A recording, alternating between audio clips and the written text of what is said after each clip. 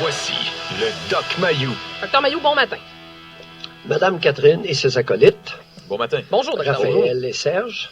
Docteur Mayou, on n'a pas le Oui. choix de revenir là-dessus parce que toute la fin de semaine, je me suis rendu compte que les gens ne parlaient que de ça. J'avais un souper entre amis.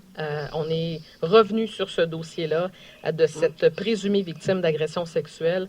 Robert en a parlé tantôt. Est-ce que ce qu'on a vu défiler depuis la semaine dernière, est-ce que ça aide concrètement la cause des femmes qui sont victimes d'agression sexuelle? Là, ce matin, la jeune femme qui se lance dans une lettre ouverte dans le Devoir, elle dit que les médias on lui a réservé un traitement médiatique qui était hors proportion. Docteur Mayou, je voyais ça aller en fin de semaine et je me disais, arrête de parler aux médias, parce que je voyais les avocats déjà prendre des notes sur les contradictions. Il y en a déjà quelques-unes. Je me disais, elle va se faire ramasser. Ça m'a fait penser à l'histoire Ghomeshi. Et je dis pas que c'est la même chose, mais je trouve que ce dossier-là est mal parti. Et, Docteur Mayou, il y a quelque chose, il y a beaucoup de non-dits dans tout ça. D'être victime d'agression sexuelle, c'est clair que c'est sûrement une expérience traumatisante. Mais il faut aller plus loin que ça. En tant que psychiatre, vous en recevez des victimes d'agression sexuelle, sûrement, dans votre bureau? Définitivement, et c'est l'histoire de ma vie. Autant des abuseurs que des abusés. Oui. Autant des agresseurs que des agressés. Autant des violeurs que des violés.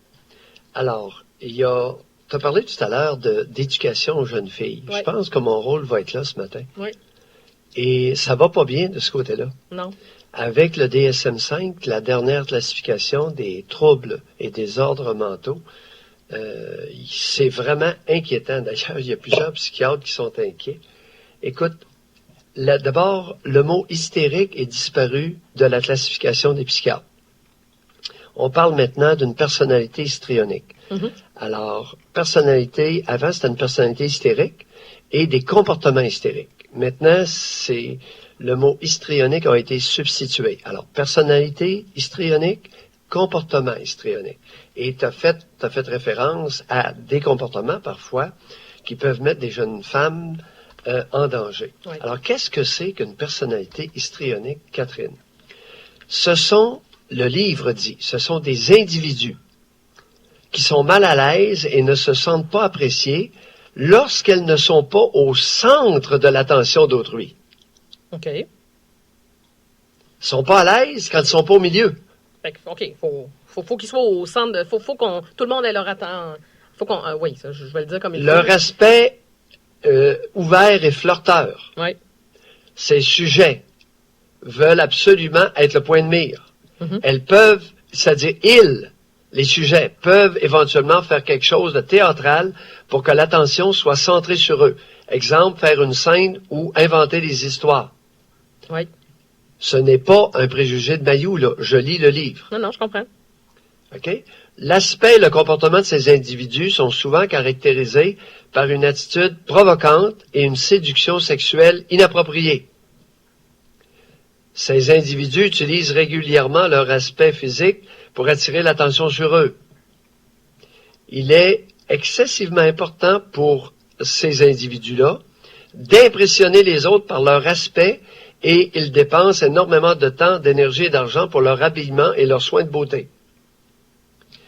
Maintenant, j'ai utilisé les mots sujet, individu. Écoute bien la suite. Mm-hmm. D'abord, la prévalence. Il y en a combien de personnes qui pourraient avoir ce diagnostic-là?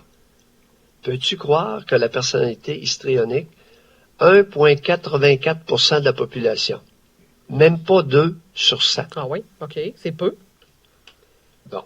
Maintenant, la perle, la cerise, sur le gâteau, Oui. la prévalence serait similaire chez les hommes et chez les femmes. Ah oui, OK, donc il Je suis tombé, oui, y a autant de femmes que d'hommes qui ont une personnalité histrionique? Ah oui? Je suis un peu surprise de ça. Catherine, Oui. y a-tu quelqu'un qui va aller croire ça? C'est ce qu'on enseigne aux psychiatres et aux psychologues. OK, donc vous pensez que c'est complètement faux? C'est- Mais vous Écoute, vous basez sur quoi? Prévalence similaire. Ce que j'ai lu tout à l'heure, c'est l'essentiel, là. Oui. Alors, des hommes qui utilisent leur aspect physique pour attirer l'attention sur eux, qui dépensent énormément de temps, d'énergie et d'argent pour leur habillement et leurs soins. Ouais, non, là-dessus. Hein? Non, là-dessus, je suis d'accord. Là-dessus, je ne pense pas. C'est typiquement féminin. Par contre, est-ce Ouvert, que ça... flirteurs, séduction, qui utilisent leur aspect physique pour séduire. Ben, Aïe, aïe. ouais, ben, il y a certains aspects qui sont plus féminins. Est-ce que ça... Par contre, il y a des hommes qui aiment ça, attirer l'attention. Ça existe Oui. aussi chez l'homme, là. Mais qui utilisent leurs attributs sexuels pour Ouais. attirer l'attention. C'est plus là-dessus, là, que je pense que c'est questionnable, là. Ouais. Bon, maintenant, de nombreux individus présentent, à nouveau, le mot individu est utilisé. De nombreux individus. Alors, il y a beaucoup d'hommes qui portent des décolletés. Non, non. Et, Ouais. Là, si on le décortique, oui, OK, je comprends où vous allez avec ça, mais je veux pas qu'on alors, s'attarde au niveau juste de à ça. l'éducation, Oui. oui, mais au niveau de l'éducation, officiellement, écoute, il y a une dérape colossale. C'est mon point principal. Tu parles d'éducation aux jeunes Oui. filles. Comment tu veux que l'éducation aux jeunes filles se fasse de façon prudente, intelligente, avertie, alors que les professionnels sont dans une dérape épouvantable? Ben, mettons que ça nous donne, ouais, ça nous Alors, donne je t'écoute. ça nous donne un bon alignement. Mais vous serez d'accord, Dr Mailloux, outre les psychiatres, l'éducation, elle part de la maison. Et qu'on parle de l'éducation de nos jeunes filles et de nos jeunes garçons, même chose. C'est que là, la dérape, ce que je trouve dangereux, ce que ça envoie comme signal, c'est notamment, on avait l'impression la semaine dernière que tous les hommes étaient devenus des abuseurs au Québec. Tous les hommes avaient le potentiel d'agresser sexuellement. Moi, je regarde dans mon entourage, Dr Mailloux, et je suis peut-être chanceuse, là, mais les hommes qui m'entourent ne sont pas des agresseurs sexuels, puis j'ai des hommes sains dans mon entourage. Ça aussi, ça existe, et toutes les femmes au Québec étaient des victimes. Ce qui est faux aussi de dire ça. Il y en a des femmes, puis il y en a plusieurs qui ont été victimes d'agressions sexuelles, mais ce ne sont pas toutes les femmes qui sont victimes. Je trouve le discours un peu dangereux. Très dangereux. D'ailleurs, la nouvelle qui a roulé en Amérique et autour du globe samedi, concernant Donald Trump, et écoute, ça a roulé sur CNN, donc CNN fait le tour du globe, tous les pays. Oui. Et je l'ai entendu à plusieurs reprises. C'est cette femme qui est venue, probablement accompagnée d'une avocate. Alors, il y avait comme un cabinet d'avocats derrière. On voyait un paquet de livres. Et elle a dit ceci. Une femme de 35 ans environ. Il a embrassé chacune de nous trois sans me demander ma permission. Alors, Donald Trump était dans sa chambre d'hôtel. 3 femmes se présentent à sa chambre d'hôtel. Et il y en a une qui rapporte, il m'a embrassé sans me demander la permission. Elle a fait les manchettes autour du globe. Moi, je l'ai vu. Les rapports hommes-femmes ne vont pas bien. Ça va se tirer des roches. Mais Ça va. Parce que là, Catherine, je n'ai jamais et je ne demanderai jamais à une femme la permission de l'embrasser sur la bouche. Si on en venait là, je vais rester chez nous et le peu de temps qui me reste va être consacré à aller dans le bois et à me masturber quand j'aurai une pulsion sexuelle. Okay. Si c'est ça les rapports hommes-femmes, j'abdique. Ben, vous représentez... Quand on est rendu à demander à une femme, chérie, tu me plais énormément, est-ce que je peux t'embrasser? Hey, tu vois-tu, toi, le rapport inégalitaire, indécent, châtré dans cette attitude-là? Suis-je le seul à comprendre quelque chose dans ce sens-là? Si je suis tout seul, je vais rester tout seul dans mon coin. Je peux te l'assurer, Catherine, puis je dérangerai personne. Mais aussi, le problème, Dr Mailloux, on dirait que maintenant, on va mettre une main sur le genou d'une femme et on va pouvoir dire que c'est une agression sexuelle. On dirait qu'on a de la misère à faire la part des choses. T'sais, une agression sexuelle et mettre la main sur le genou d'une femme, moi, je ne considère pas ça comme du harcèlement. Mais on dirait que maintenant, tous les petits gestes vont pouvoir se placer dans cette catégorie-là. C'est ça que je trouve dommage dans cette histoire-là. Mais du même souffle, Raphaël, la maudite mentalité moderne des accolades. Accolades Oui, du père. Ça, il y en a énormément. Les maudites accolades intersexes, on pourrait peut-être avoir une petite gêne. La fille de 12 ans qui commence à avoir des seins puis qui passe 45 secondes blottie dans les bras de son père à la voix, on pourrait-tu arrêter ça? Oui, ouais, vous avez aussi loin que ça. Là-dessus, moi, c'est là où je m'arrête, par exemple. J'y vois pas nécessairement. Parce que vous, automatiquement. À 13 ans, à 14 ans, à 18, à 27, ça peut-tu arrêter l'accolade? La femme qui écrase ses seins sur le thorax de son père, on pourrait-tu avoir une petite gêne collective? Oui, mais là-dessus, c'est là où je m'arrête. La mère qui embrasse son fils de 10 ans sur la bouche. Non, ça, c'est différent. On pourrait-tu arrêter? Mais vous trouvez que c'est malsain qu'un père fasse une accolade à sa fille quand elle a, par exemple, 12-13 ans? Oui. Il va arrêter quand? Mon problème, là, Raphaël, Oui. il arrête quand ça commence, cette histoire-là? Il arrête pas, Raphaël. Ouais, mais. Oui, il y en a des tordus, il y a des hommes cochons, rien qu'en masse, Ben, c'est vrai. OK. Ça se peut, Dr. Mayou, mais Puis encore. il y a des hommes qui utilisent là, la main sur le genou, là, auquel tu as référé, Raphaël, oui. Mais ça va continuer. Oui, mais Dr. Il Mayou, va y mettre la main sur la cuisse. on a déjà eu cette conversation-là. Je suis d'accord en partie. C'est vrai qu'il y a des hommes déplacés, puis il y en a probablement des pères pervers puis cochons, je suis d'accord. Mais c'est parce que c'est pas tous les hommes qui sont comme ça. C'est pas vrai que tous les... Puis je sais pas, j'interpelle Serge là-dessus. T'es père de famille. Est-ce que tu colles ta fille encore aujourd'hui ou Ben est-ce oui, que tu fais aujourd'hui, attention? elle est rendue une adulte. Mais il y a peut-être eu une période pendant, effectivement, l'adolescence où tu fais moins... En tout cas, je faisais pas d'accolade. Tu faisais plus attention? La bille sur les joues, mais elle faisait plus attention, effectivement, Ah, à cet Serge, tu âge-là. me fais plaisir. Serge est un homme sain. Serge est un père sain. Au moins, il y en a un sein dans cette Non, ça peut émission-là. arriver, moi aussi, ça aurait pu arriver que, pas que je fasse des erreurs, parce que je veux dire, il n'y a pas un modèle parfait là, pour élever des enfants. Serge, Mais c'est vrai qu'à l'adolescence, à un moment donné, il y a peut-être une distance qui se fait. Je ne sais pas si elle se fait naturellement, mais effectivement, moi, je pense que ça s'est peut-être fait naturellement. Moins d'accolade, Ouais. plus la bille sur les joues. Et après ça, quand elle devient une adulte, ben là, disons que la relation, en tout cas, n'est pas la même. Moi, maintenant, Ouais. les fois qu'on se voit, on va se faire une accolade lorsqu'elle arrive, mais sans plus. Mais vous pensez pas que la distance se crée par l'enfant? Dans le sens que quand l'enfant devient un préadolescent, un adolescent, il y a une certaine sorte d'indépendance qui arrive. Donc, ça fait qu'il se distance un petit peu de sa figure paternelle ou maternelle. Raphaël, on ne peut pas demander à l'enfant de prendre une distance.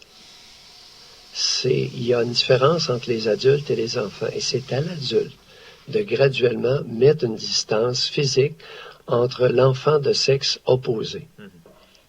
Mais une chose est certaine, Dr. Mayou, puis on va terminer là-dessus le sujet, parce que je pense que là, vous nous ramenez aux accolades, mais c'est vrai qu'il y a un problème d'éducation sexuelle, autant chez nos jeunes filles que chez nos jeunes hommes. Moi, c'est pas là où je m'en allais, là. Moi, je parlais plus de l'éducation à nos jeunes filles, c'est-à-dire ne pas se placer dans des situations qui peuvent être dangereuses. Et malheureusement, ça arrive souvent, et je suis l'exemple. Ça m'est déjà arrivé, Dr. Mayou, à 18-20 ans, dans une soirée, dans un bar, où on est resté après, puis on s'est ramassé chez des gens qu'on connaissait peu. On s'est placé en tant que femme dans une situation qui aurait pu mal tourner. Ça m'est pas arrivé, c'est la bonne nouvelle, mais il faut qu'on enseigne ça à nos jeunes femmes. Ça, c'est clair. L'éducation aux jeunes hommes aussi, je pense que c'est important. Par Oui, contre. oui, je dis pas le contraire, mais Oui. moi, je parle en tant que femme. Oui. Là. On avait cette conversation-là avec des amis qui ont des jeunes filles, et oui, il faut que ça se dise. Et je dis pas que... Catherine, Oui, tu vas être crue ce matin? Oui. On va se dire les choses en adulte. Les Oui. enfants, là, vous êtes encore endormis, éloignez-vous de la radio. OK. Alors, il est important de dire, pas que les parents, il est important collectivement qu'on se dise une chose. Il y a un pourcentage important d'hommes, lorsqu'ils sont en érection, qui ne respecteront pas votre nom. Oui.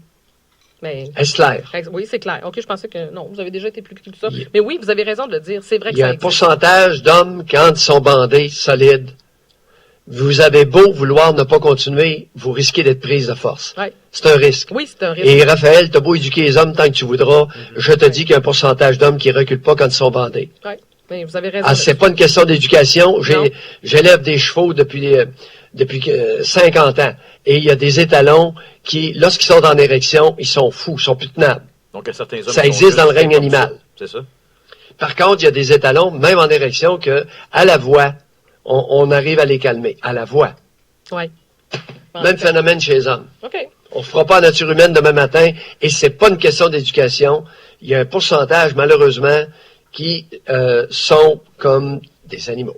Un pourcentage d'hommes. Docteur Mayou, Lorsqu'ils sont en érection. vous aviez un petit quiz, ça a l'air, en terminant? Oui. Oh! Allez-y. Alors, à tous les trois, Oui. Si je dis ceci, suis-je raciste? Je vous cite, c'est court. Les Cubains sont tellement en tort. On ne leur accorde pas leurs droits ou les droits qu'ils méritent. Les Cubains souffrent encore. Ils n'ont ni argent ni technologie. Ils ne voient pas le monde. C'est comme s'ils avaient un siècle de retard sur le plan technologique. Si je dis ça, est-ce que je suis raciste à matin? Ben, je considère Non, que non. moi non Je penserais pas. Serge? Non, moi, je trouve que vous n'êtes pas raciste. Non! Vous faites, Hein? vous Posez un regard constatez sur la le- situation Ouais. en ce moment Ben, vous là-bas. décrivez une situation qui existe d'une certaine façon. C'est raciste, ça? Ah. Ben, écoutez, non, c'était mon quiz. Oh. Et Je devinez, comprends. Ça sort d'où, ça? devinez qui a dit ça? Bon, attendez, là, je vais feuilleter le journal de Je voulais Montréal. vous attraper, matin. oui, mais Je vous ai tendu un piège. Puis Donald Trump. Ouais, c'est ça, t'as peu, là. Mathieu Bock, côté, attendez, j'ai pas tout lu le journal de Montréal, je le passe en rafale, allez-y. Isabelle Maréchal. Donald Trump. Qui a dit ça? Je l'ai pas vu, ça. Denis Mon Bombardier. quiz fonctionne. Ben, complètement. Qui a dit ça? Ben, attendez. Les Cubains. Mais on veut le savoir, parce que là, Dr. Manou n'a pas 18 minutes à passer là-dessus. Qui a dit ça? Alvarez Montaya. Alvarez, Eh bien. Al Montaya! Je connais juste Almond. Ah, Almond. Ah, ok. Serge! OK, Ah. vous parlez du gardien, le joueur, Gardien du gardien de but Canadien. du Canadien. OK, parce que Alvarez, Oui! ça m'a mêlé, là. Ah, oui. Bon, OK, mais pourquoi il s'est lancé dans une grande analyse de... Ben, il est cubain d'origine. Oui, ça, je le sais, C'est un mais- Américain, parent cubain. Sa mère est arrivée aux États-Unis, elle avait 10 ans. Bon, Et c'est le grand-père qui a emmené toute la gang aux États. oui, mais c'est... Puis à cause, il Ben s'est oui, fait c'est un Cubain. traiter de raciste ou quoi? Pardon? Est-ce qu'il non, s'est non, fait- non, non, non, il a déclaré ça en fait ça, mais vendredi. OK. Alors, et ça fait des années que je dis ça, les Cubains ils sont en retard, sont pauvres, sont maintenus dans la Ben oui, pauvreté, mais c'est clair. et on m'oppose à ça, qu'ils sont libres, ils sont bien, Mais ils sont voyons, éduqués. franchement, Écoutez notre grand Gilles Proulx national, Voyons. le peuple le plus éduqué au monde, ils ont des services médicaux mur à mur. Ben non, oui, c'est parce que... Quel bouillie! Ben oui, c'est de la bouillie certain. Voyons, franchement, je suis allé à Cuba plusieurs fois. C'est une dictature. Cuba, arrêtez-moi ça ce matin. On n'inventera pas. Mais là, je suis bien nerveuse parce que je le cherche encore dans le Journal de Montréal puis je l'ai pas trouvé. Fait que là, je comprends pas. Docteur Mailloux, vous vous intéressez de plus en plus à d'autres sources Ça devait être dans médiatiques. le devoir. Dr. Mailloux. Oui, c'est dans le journal de Montréal. Ah oui. Ouf, que j'ai eu chaud. J'ai eu peur que vous délaissiez le Journal de Montréal pour une source, disons-le, moins crédible au Québec. Docteur Mailloux, on vous retrouve à 9 Une Oui. source obscure. Une source Non, obscure. non, je me suis trompé. Oh, Hein? amende honorable, me permettez-vous? Absolument. La presse. Hein? La presse Oh. de samedi. L'avez-vous La presse format papier. Oui, mais l'avez-vous ouvert par inadvertance? Pensiez-vous que c'était le Journal de Montréal? Qu'est-ce qui s'est passé, docteur? Mais je suis très inquiète. On va devoir aller en thérapie à compter de 9h30. On vous retrouve à 9h30 avec